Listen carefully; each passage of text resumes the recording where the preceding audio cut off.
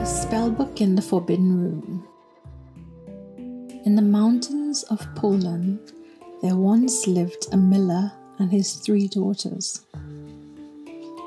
All the eldest daughter loved to do was just to gaze at herself in the mirror or in the pond, turning to one side for a pose, taking up her hair to see if that looked more fetching, then letting it down again with a flounce. The middle daughter spent her days dancing about, skipping everywhere, twirling and dipping. The youngest of the father's 3 daughters was quieter. Often she was lost in thoughts or daydreams. But she adored her 2 older sisters and would clap with delight at her elder sister's choice of red ribbons for the ends of her braids, then clap a beat for her other sister to dance circles around her. The father dearly loved all 3 daughters, but sometimes wished he could teach them to read. Only a couple of people in the village knew how to read, but they were too busy or important for the father to ask. And besides, he had no extra coins in his pocket to pay for lessons, even if he could approach them. One autumn day, a shivering old woman knocked on her father's door, asking for a bite to eat.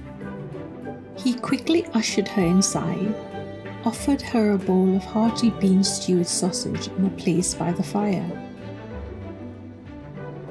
After dinner, the old woman took out a book and started to read quietly to herself.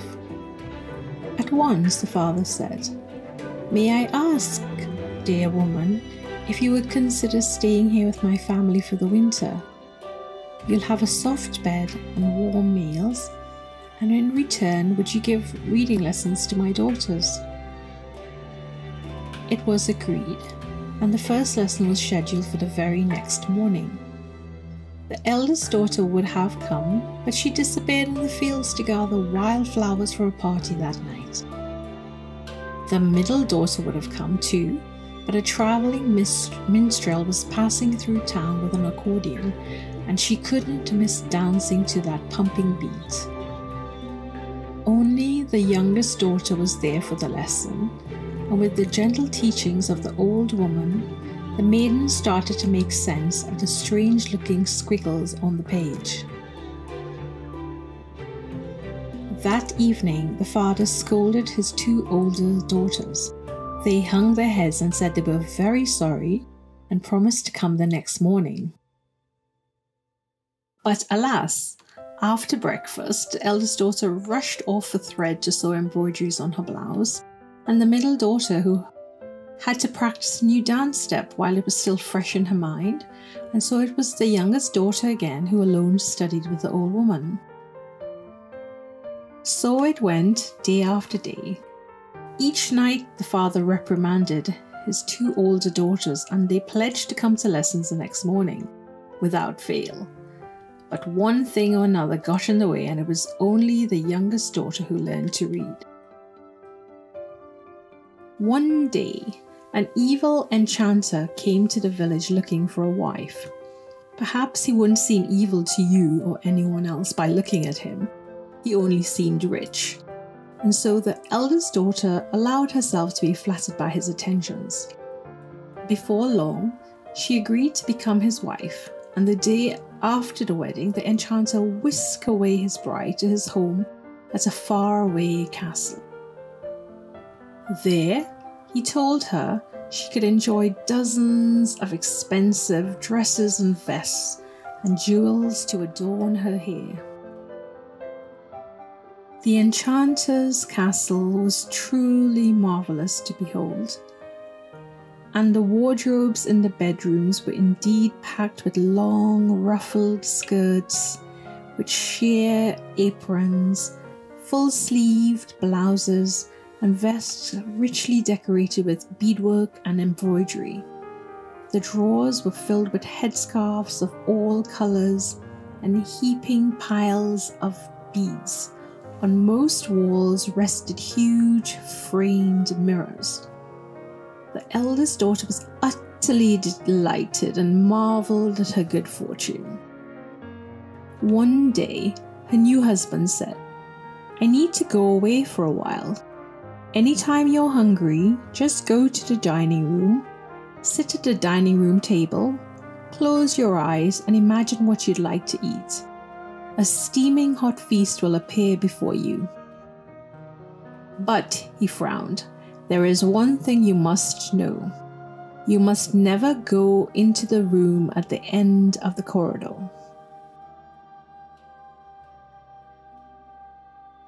It was easy enough to agree to that, and the eldest daughter promised she would never do such a thing. Yet as days passed, after the thrill of dressing up wore off, after all, who was there to dress for?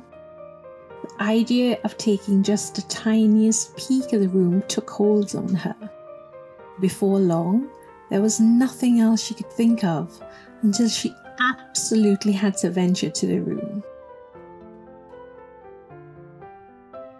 But the moment she pushed open the door the smallest crack, it flung wide open and she was pulled in, much against her will. Then the door slammed shut behind her and she realized she was locked inside. When the enchanter returned, he knew instantly what had happened while he had been gone. He stormed into the room. "You disobeyed me," he thundered, pointing at her. "You are no longer my wife." The next instant, the eldest daughter was transformed into a yellow songbird trapped in a gilded birdcage. Back to the village went the evil enchanter.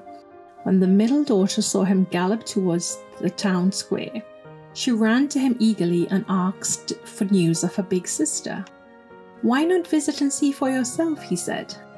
"In my castle, you may be interested to know, I have the finest selection of musical instruments in all the land." She happily agreed and said goodbye to her family. The enchanter arrived with his new charge. He told her that her big sister was at market for a short while, but would soon return. In the meantime, she was welcome to amuse herself all she liked with the musical instruments in his castle. He had business to attend to, he told her, and must leave, and gave the middle daughter the same instructions he had given her older sister.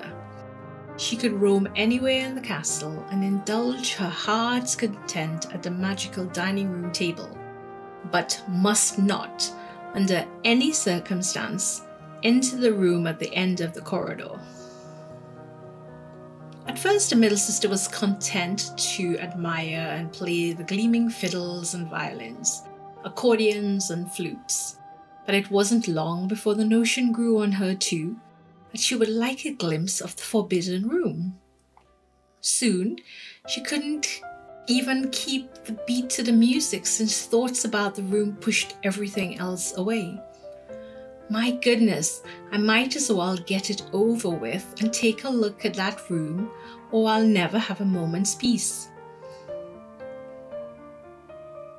But alas, like her sister, the moment she opened the door the smallest crack, it flew wide open and powerfully drew her inside.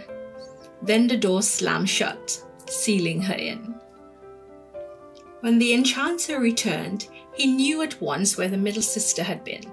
He charged into the forbidden room shouting, "You are just like your sister. You will share her fate."